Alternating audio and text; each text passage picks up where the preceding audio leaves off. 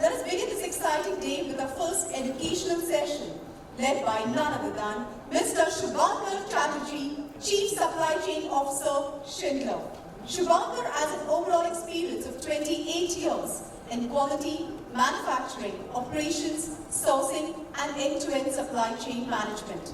He has done his MS Mechanical Engineering from National Institute of Technology. Currently, as a Chief Supply Chain Officer, he is leading the entire supply chain and manufacturing operations for Schindler India Private Limited as a Swiss major into elevators and escalators. Ladies and gentlemen, can you all welcome him with a huge round of applause? Come on, everybody, Mr. Shubhankar Chatterjee. Thank you so much for being here with us. Over to you. Thanks.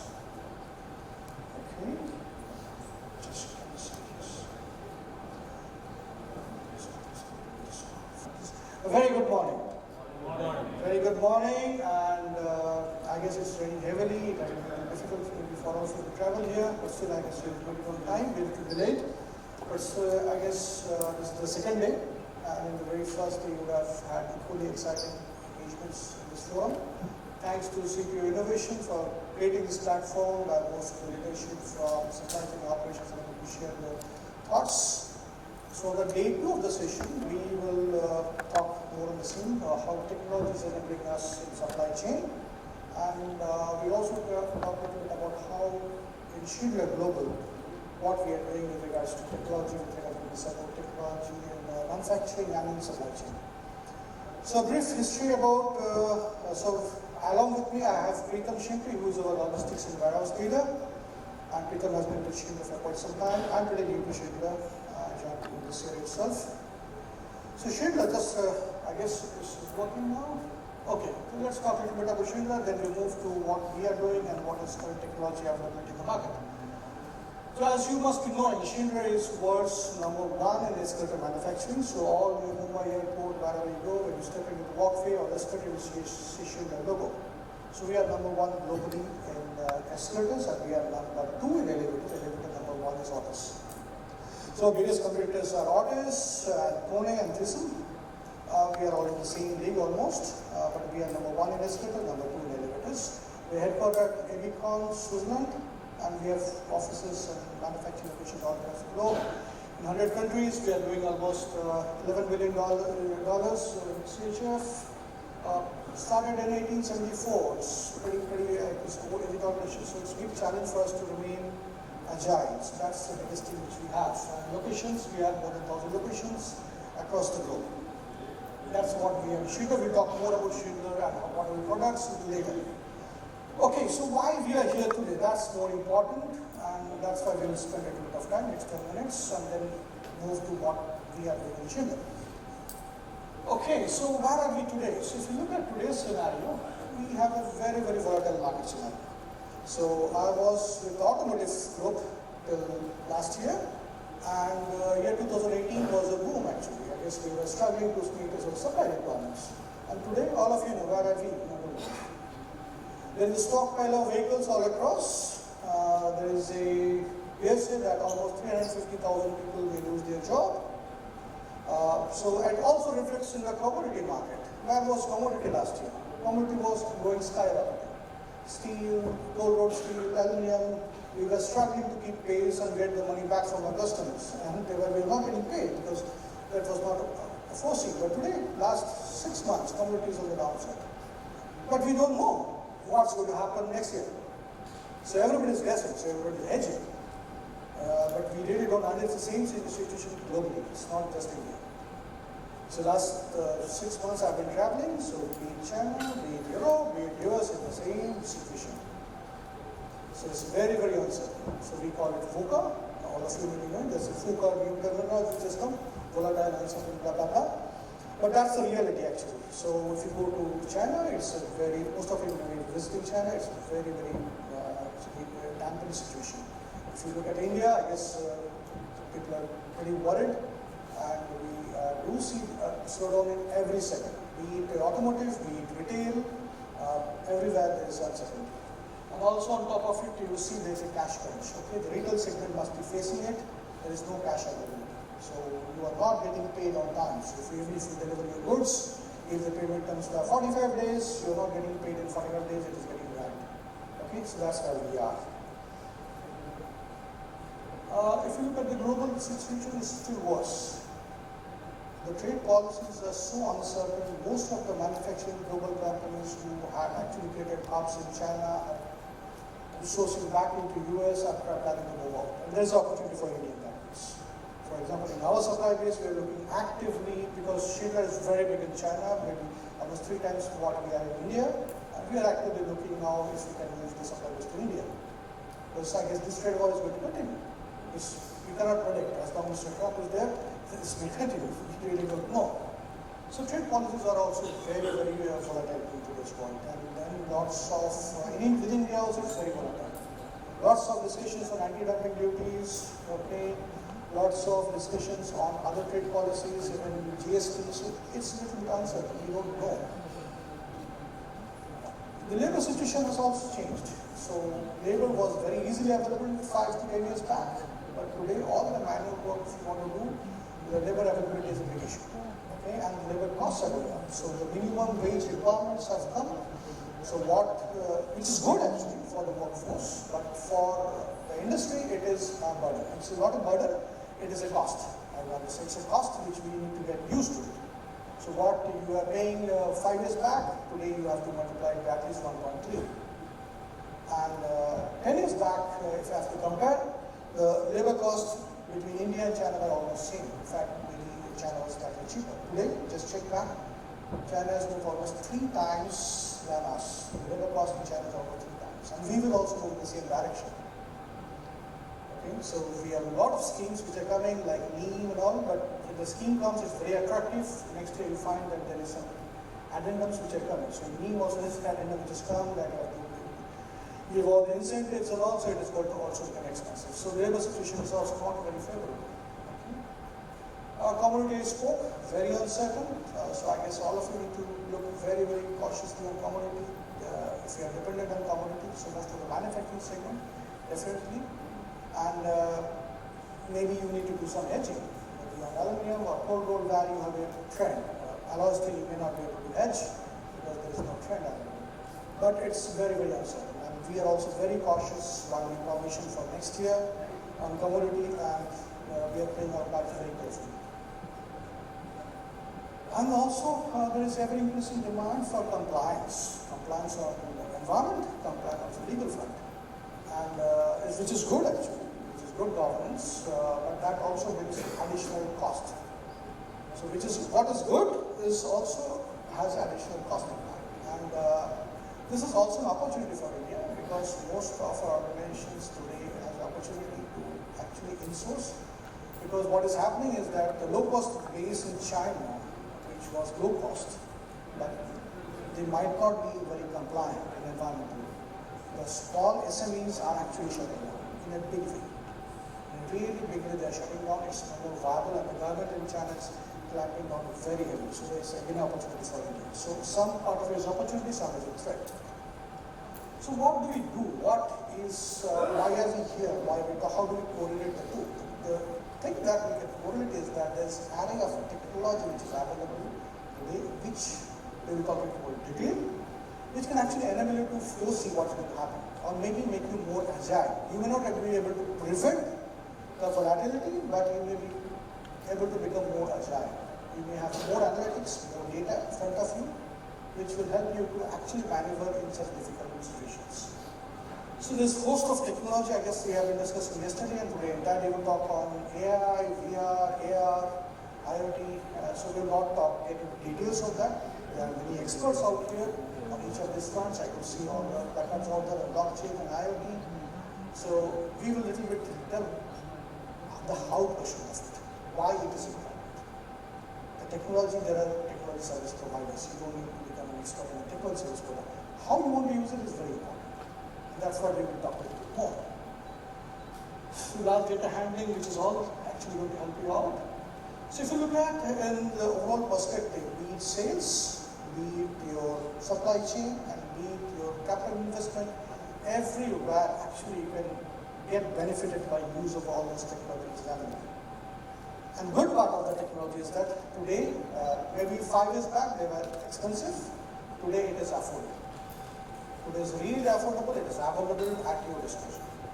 That's the reason it is to us to embrace these technologies as quickly as possible and not be scared that this is a very expensive methodology, we shy away from this. Just go and pick up the one which is suitable for you, not go for everything. There's a whole array of technology available. We call it exponential technology. We'll talk a little bit more details. Okay. So in Schindler, what we are looking at is we are looking at being a little bit bigger, faster, and fitter. Bigger means stronger. We are expanding our horizon very rapidly. Our goal is almost more than double-digit growth, almost 20% growth we are addressing globally. So as we are number one, so competition is also equally strong. So they are also big players, like Tony Artists, they are really big players, as good and as big as us. So we don't feel that we are in a very comfort zone. We have to be very agile. So we are looking at a bigger, faster, and fitter technology. When we say we will talk more about this, how we do it, and that is unique actually, very unique. So we are looking at very standardized things and processes connected to customers, agile, predictive. So this is all jargon, so I will not spend much time on this. What we will spend time is, now this comes a little later, but these are the available technology. And this has been there in the market for last more than 15 years. This is nothing new. You had vehicles with GPS, you had ERP, you had AGVs. I guess AGVs I have been seeing for the last 25 years. When I joined Tata Motors way back in 1991, so there's nothing new. This is available technology. What is coming is this. These are the things which are coming, and it's already come. I'm not saying it's coming, it's already come. So you have AI, where you can do demand forecasting, production planning, predictive maintenance, many more things. It's all artificial intelligence and it's there. Then we have advanced analytics, which is more of data analysis. So we have been using statistics, regression for some time now, but now it is much more easier. And complex and big data handling is one of the most attractive actually option for all the new budding technocrats. So if you go to engineering colleges, when you go to the campus counseling, you will see the big data analytics and machine learning are the branches which are getting filled up. The first day you will find. So even CS, like computer science, has gone to the next level. People are not adopting computer science. So earlier, 5 years back, it was all the brightest of students would have gone for computer science. But today, it is AI, it is machine learning, it is big data analytics. Okay, all the brightest of students are adopting this. Why? Because this is the thing which is going to bring. So if I little bit elaborate, what is happening is that globally, last 10 years, the sensor technology, sensors, so all your vehicles have so many sensors. Like today you have a parking sensor, you have a sensor for your dog. Sensor technology is advancing very fast. So what is happening? Sensors are becoming smaller and more powerful. But what does the sensor do? It captures signals. So you have a host of sensors in your cars, maybe in your home, they're capturing data. But where does the data go? The data ultimately for your car goes back to the ECM, and ECM is a program which runs the analytics for the car. But if you have a similar amount of sensors in your supply chain or in your factory, so thousands of sensors, you can invest on sensors, but where does the data go? The data goes here. This is the analytics you need to use. So if you won't use or turn out the data and get a meaningful output of it, it's of no use. That's what big data analytics helps you. So the engine is sensors, but ultimately what it translates, the brain is actually the big data analysis. That is very, very advanced and it's very good actually. Then IoT, so everybody knows what is IoT, so everywhere you have sensors, it is super interesting. So we have two things now, interface of things and Internet of Things, both. So we talk of more of AR and VR, this is your augmented reality and mixed reality and virtual reality, that's interface of things. And then we have IoT, which is of Internet of Things. So they're very similar, but not the same. We also have your robotic process automation, which basically for building, so today we use in big way, that building and coding in the B2B portal. For us, Schindler, it's all automated. So we use the RPA in a big way. Autonomous learning, your robotic warehouse, automated guided vehicles. So these are were ethical, but they have become much more advanced today. They are now adapting themselves to suit the operations. Drone deliveries have started, and in India also is going to happen in a big way. It's just a matter of time.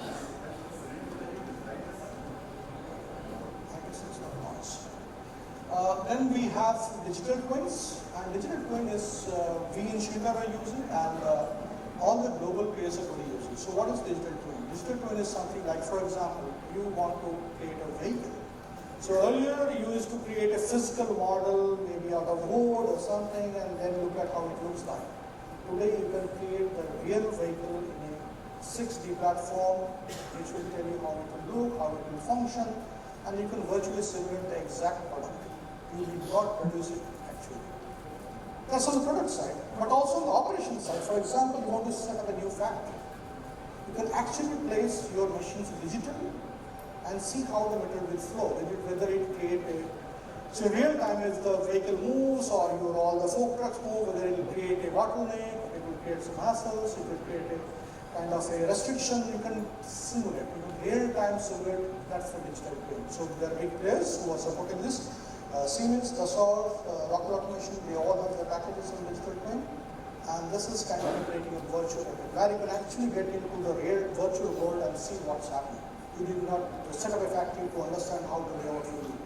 So we used to set up a factory, then do a most analysis, optimize the flow, balance the line. That can all be done before you actually set up the factory. That's digital twin. Okay, so here we all know, and augmented reality, virtual reality is in a big way. I guess you can see there is a store out there. They are selling VR and AR. It is very helpful for your learning and even for training. So we have almost 3,000 technicians in the field. How do we impart training to them? How do they do it AMC or maintenance? These are the tools which we are going to use. So sitting from our head office, the service station, we can actually tell them that, oh, you go to the elevator, you look at this, you use this switch, and then, so you don't need expertise on the field. You can actually guide them from your hub. That's the use of AR and VR. And then blockchain also we have, or you can also see association blockchain. That's also in a big way coming up. That's a shared database, so very useful, very agile. But this is all available, okay? This all of you know, we have been discussing this, maybe the entire day we'll talk on this. But why do you need to do this? What is the advantage? Okay, that's the important thing. And then, if you look at this is the advantage. And that's why you need to do it. We call it 6D, okay? And this is nothing new. You can also look at the internet, you will find why this is. So what is happening is that what was today you have to invest physically is today digitized. So with digital twin, for example, you can really create a replica and understand how the thing is going to work without creating. Like you have all seen simulators in aerospace and aircraft flying. You don't need to actually fly aircraft. The simulator will tell you. Digital twin is exactly like sim. It will tell you exactly the physical structure of the thing, and you can simulate how the things will move, how they will work, they have difficulty of handling material or not, whether the logistics or transportation has a difficulty, you can really create it. So that is what is digitized. It is deceptive. That's very important. It is deceptive in the sense, for example, today, 3 years back, in late evening, if you didn't have food, what you would have done? You would have gone for a shop, trying to find a restaurant. Today, what you do? Just ring Swiggy. Okay? And what is the span they have to do? Did you ever imagine that 3 years like it will happen like this? What is Oyo doing? Do you know the way Oyo has expanded? Today, Oyo has the maximum number of available rooms amongst any hotel chain globally. In how many years are we seeing Oyo? Maybe 3 years? Not more than that. Okay, so it is disappearing. Before you realize it has actually grown exponentially. So this is, that's the again beauty of digitization and all these exponential technologies. It is disruptive. The previous technology is no more available. So are you going to use a digital camera today here? No. Either you use SLR or you use a mobile phone. The small digital cameras are gone today. They're not selling. It's disruptive. It's wrong. There are many technologies today are not there, so that's why it is disruptive. It is dematerialized. You don't have a single use gadget today. Your mobile phone can do GPS tracking, it can tell you time, it can give you alarm clock. Do you buy alarm clock today? You don't buy alarm clock today. Are you buying? No, you don't buy it anymore. Okay? So it is dematerialized. One gadget is serving so many other needs. Okay? You can just stop the side conversations, I guess, to be distracting out here. It is demonetized, which means everybody has it today. My driver actually carries a more expensive phone than me. Okay, so everybody has it today, everybody. And it's good, it is not bad, it is good that everybody has access to technology. And they know if they want to use it, they can use it. And it is democratized, that's why it is available to all. And when you talk of demonetized and democratized today, for example, 5 years back, what would have been the cost of RFID? It would have cost 10 to 15 rupees. You know what is RFID? Most of it. Today, how much does it cost? It's 50 to 60 paisa. So actually, literally, you can put on every vehicle a RFID free of cost kind of, and you can track that vehicle. So the cost of the technology is going down. We used to spend maybe billions of rupees on robots. Today we have cobots, which are at 1/10 of the cost. You can just work along with your, it is collaborative robots, and they are at 1/10 the cost. You can work with your operators and do it much faster, better, more repetitive. Okay? So that's the beauty of all this technology. So this is the crux. That's why we need to go for it and not wait any further. Okay? Good. So what was in the past, it was a linear flow of supply chain, okay, where the information starts from the development and to service. It's a linear flow with a little bit of closed loop information. Today, it's different. Today, it's all connected. It's all connected. So the designer actually knows what the customer is feeling. The supply chain actually knows what the designer is thinking. So today, when we develop a product, we actually look at what the customer needs, what the market needs. So this is all connected. That is the beauty. And it is not coming at a very great additional cost. That's another good part of it. It's not at a very big additional cost. You're not going to invest a lot on getting all these exponential technologies. Okay. But however, there are certain words of caution out here that you need to adopt a technology which actually suits you. You don't go for everything. And just don't make it a flavor of the month or the year that we need to do this year, this one. Okay? Because everybody else is doing it. It's not necessary. You need to do what suits you. So selection of the right technology is very important. And that your industry can afford. That's very good. Don't do something which others are doing. What you can afford and what is meaningful to you, go for that. You also need to have the management and the employee buying. So because what happens sometimes in functions, we decide there is a functional requirement, we'd also like to do this, but there is no buying from below and no buying from top. So you get a technology which is of no use, 5 years down the line, it's obsolete, there is no payback. And then also for one more thing is very important is that you have to build capability. People need to be able to use it. For example, we use in most of the automotive plants MES in a big way, which is the manufacturing system like SCADA and other.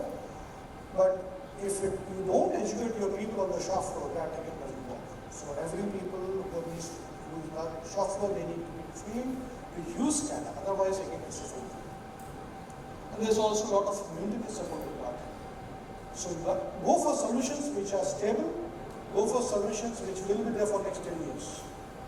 So that's another threat. If you go for piecemeal solutions, typically what happens, very nice, buying it, but will you have a support 5 years down the line? That's a very important question. Okay, will you get the updates 5 years down the line? Will the PLCs or the PCBs will be upgraded and supported next 5 years? Okay, otherwise again it's a fresh investment. So these are the words of caution. Okay.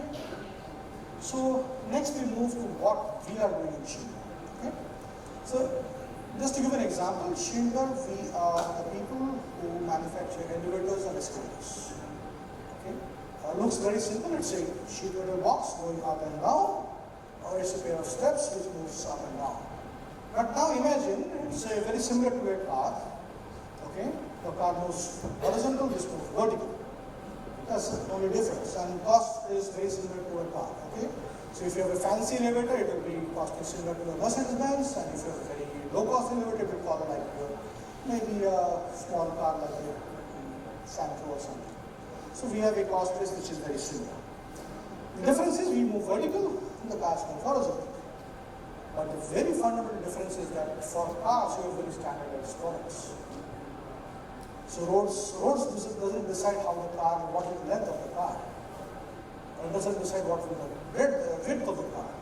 You only have variants like VX, some seat may be changing, there will be a CD changer or something which will come additional, some mechanized door, window panel, that's it, not more than that. The size of a car will not change. So you buy a Ford kind of EcoSport, you don't have different sizes of Ford EcoSport. Is it? It's not. It's the same. For us, every elevator is different. Every elevator is different. Because the guy who builds the building, he just creates a space for a shaft. He doesn't look at what the elevator guy is going to supply with. Very broadly, they have some idea, but technically speaking, that's not very accurate. So we actually have to suit the shaft to give a product. And our lead times are shorter than the car deliveries. We deliver in a time less than 3 weeks. Okay? So that's the complexity. I will tell you what are the further complexities. So here we are. So we are in the EDI. You will see EDI is there for the last 20 years. I will tell you how our EDI is slightly different. So let's say you have an office in Chennai, you get an order for a shopping mall in Chennai and you have to deliver an escalator. And then you find out this escalator is cannot be manufactured in India, it has to come from not in India. So, okay, what do we do? The guy sitting out in Chennai, the sales guy, he can configure the customer requirements and he can place order in maybe Switzerland. The same escalator which will be fitted in China, in the Chennai shopping mall. So the EDI actually translates the customer requirement right from anywhere in the globe to the factory where it is produced. Not only it is produced, so the machine, if the program gets into the machine, it produces the components according to the, we call it a shape manual, exactly what the customer needs. And this entire chain is done in less than 3 weeks. Okay? It's not only that. Once you produce, it also transfers the BOM into the material procurement, okay? Machine manufacturing, assembly, then it also defines what kind of container in which it will be shipped. So the packaging also happens accordingly. So if I have to deliver an escalator which is 20 meters long, I need to split it into 3 parts. So it will tell you exactly what kind of packaging has to happen, what container you need to get, and how do you ship. It also gives you instruction outside how you unload, how you unpack. And this is all done paperless. There's no manual intervention on this. The sales guy and the configurator at the respective locations can just plug in the data, it will flow automatically. That's the rule. That's why it is so complex. And that's why we are one of the, in Nestor we are number 1. We can deliver exactly what you want in 3 weeks' time, fitting your building anywhere in the world. Okay? And it works 20 years. We give a guarantee of 20. The service period is 20 years. It's not that we give you something, it will work for 3 years. It works for 20 years. So that's how we do it on the customer side, the ADI interface. And on the supply side, we have a similar interface. Once the order is plugged in, so this most of you may be doing it. So I guess most of you will have a supply portal where the data is fed in, the purchase order fed in, according to the ASINs are given, then according to the payments happen, so this is nothing new. The customer side is very different, okay? That's why we spend more time. As I was explaining, the orders actually flow into our machining centers and produces the different parts of the elevator where there is again no manual intervention. The data flows directly from the customer database, the configurator, it goes to the machine produces all the panels, it's packed and it is shipped. So same happens to so that's why we also need a very advanced warehousing system. We use WMS globally. WMS is very common for you, warehouse management system, that's nothing new. We also use certain mechanical technologies which is also prevalent in the market like VNAs and fork trucks which are more agile. This is nothing new. Okay? We have some smart bins. This is something interesting. We use for small parts, we use smart bins where the replenishment happens in an auto cycle. These bins actually transmit the requirement to the suppliers, and it is fed by the supplier. We don't feed it. They get the material every day, they keep it updated. So it's a kind of an e-Kanban, we would say. So you deplete from one side, the signal goes, the replenishment responsibility is with the supplier who owns it. They fill it up, it goes on. It's a kind of an e-Kanban, we would say. So Kanban was always there. You had manual Kanban cards, you just replaced with some technology where there is no manual information. Okay?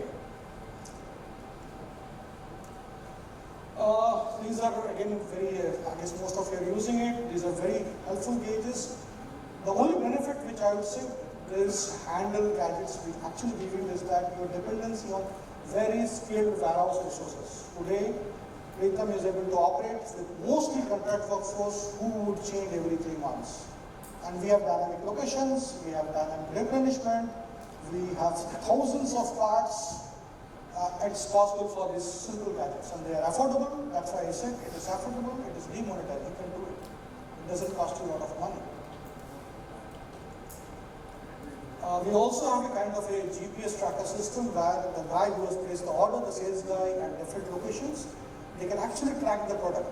So so I have ordered it today, I can actually see from any part of India when it was produced, how it has moved to the manufacturing location, whether it got packed, whether it got shipped, they can really track it. And then communicate to the customer, yes, the product has come, ready, you have your building also ready. So this is already working with us quite successfully. We have a similar vehicle management system using RFID, which is also pretty simple but very useful. It helps us in reducing the time. So again, this is an affordable technology. It just doesn't cost too much. It has helped us to decongest our entire operations in a big way. So our turnaround times are improved. Vehicles used to wait for 5-6 hours. Today, in half an hour, they can go back. That's it. Okay, so this is something which is interesting. So Schindler globally, if you see, so if you have to offer products, this is the next step of Schindler, okay? So we had almost 84,000 variants of escalators in the universe. 84,000 globally, because every building is different, so no building is same. Today, we are moving to something concept called parametric design, where we only classify those 84,000 into 72 variants, that's it, 72 families. And in each family, there is no specific size. You can actually order what you want. That's the parametric design. The configurator, the sales configurator will actually tell you what exactly you want. What is your shaft size, what's the length of the building, how many stops you want. That will exactly tell you what you want. And then accordingly you can produce. There is no specific kind of a configuration which is standard. So this is the next step. We are moving, so we are in the process of launching it. Come March of next year, this will be in place. So it is kind of an infinite flexibility. Okay, with all this, I guess the next phase is, where do we go next? This is where our future is. Can you get the volume? The Internet of Things. It's a volume up. Connecting products to the digital world has arrived. What does this mean for passengers and for your business? From now on, you can intuitively interact with the elevator itself. Take a look at the panel, which is opposite the doors. As you can see, it will sense what information you need and keep you current during our journey. But there is much more going on. As you will see, all the essential components are equipped with sensors, sensing the smallest vibrations, temperature fluctuation, energy consumption, and many more. The elevator's health condition is constantly measured and known at all times. As an example, above the door, there is critical equipment that opens and closes the door and ensures smooth operation. Connected sensors measure real-time data points like the door's motor temperature, voltage consumption, and open and close cycles. Anomalies in the data can now be detected instantly, and an alert is sent to the Schindler Control Center.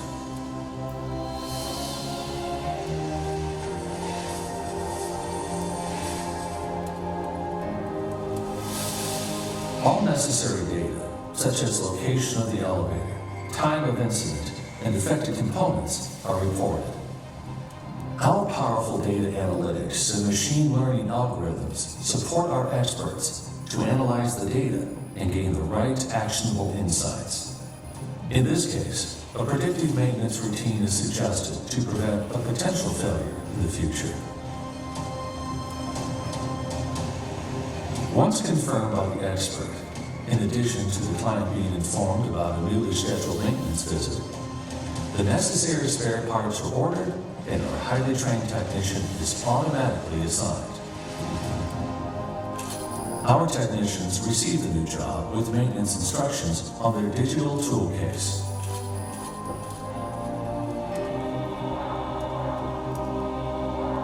Thanks to our closed-loop platform, the customer is informed at all times about the health status of all of his equipment. The customer on-site personnel is informed as well at all times via the Schindler app on their smartphone. As you can see, sensor data allows for powerful analytics and insights with the right outcomes for our customers, passengers, and employees. Schindler's Internet of Elevators and Escalators will significantly improve reliability and safety, while dramatically reducing equipment downtime and allow for a superior passenger experience. At Schindler, we power digital urban mobility for all types of elevators and escalators.